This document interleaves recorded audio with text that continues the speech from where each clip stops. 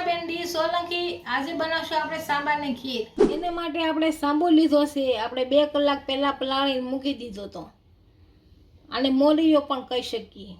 1 વાટકીઓ ખાંડ લીધી છે, ઘી લીધું છે અને કાજુ બદામ લીધા છે। દૂધ લેશું અને પાણી લેશું તો બનાવવાની શરૂઆત કરશું। તો આપણે બનાવવાની શરૂઆત કરશું તો આપણે ગેસ ચાલુ કરશું,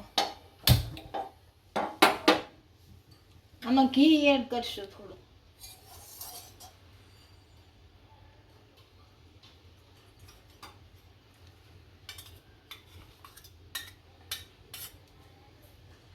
ગરમ થવા દેશું। આપણું ઘી સારી રીતના ગરમ થઈ ગયું છે, આમાં કાજુ બદામ શેકી લેવું હોય।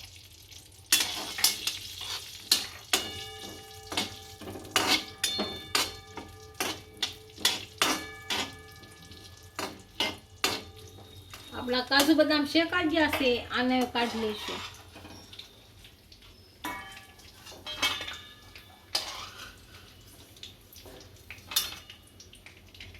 આપણા કાજુ બદામ કાઢી લીધા છે, આમાં દૂધ નાખશું હોય।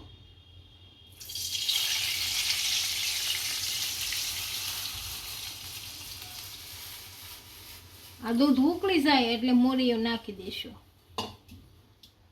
આપણે દૂધને એકદમ સારી રીતના ઉકળવા દઈશું।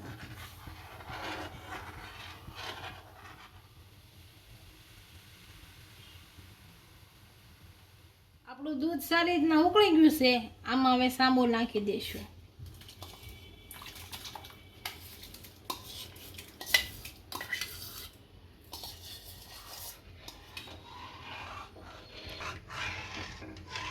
આને હવે આપણે સારી રીતના ઉકળવા દઈશું।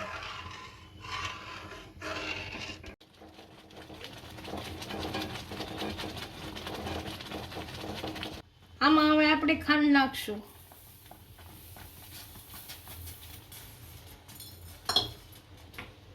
ખાંડ હલાવી નાખશું સારી। આપણી ખાંડ સારી રીતના ઓગળી ગઈ છે, હવે આમાં શેકેલા કાજુ બદામ નાખી દઈશું।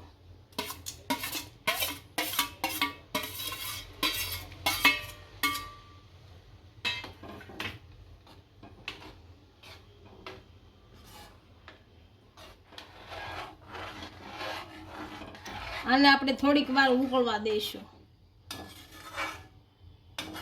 આપણી સાંભારની ખીર સારી રીતના ઉકળી ગઈ છે, ગેસ બંધ કરી અને નીચે ઉતારી લઈએ। આપણી સાંભારની ખીર તૈયાર થઈ ગઈ છે અને હવે આપણે સર્વ કરી દઈશું।